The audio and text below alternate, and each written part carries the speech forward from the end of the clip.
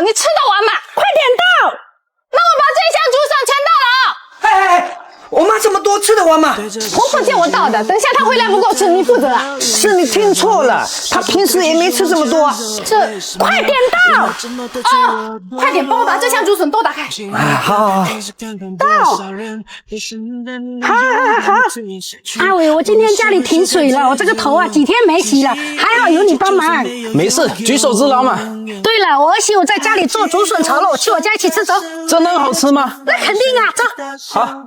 继续奔跑，微微笑，小时候的梦我知道，小时候的梦我知道。不要哭，让萤火虫带着你逃跑，相见的歌谣，永远的以后。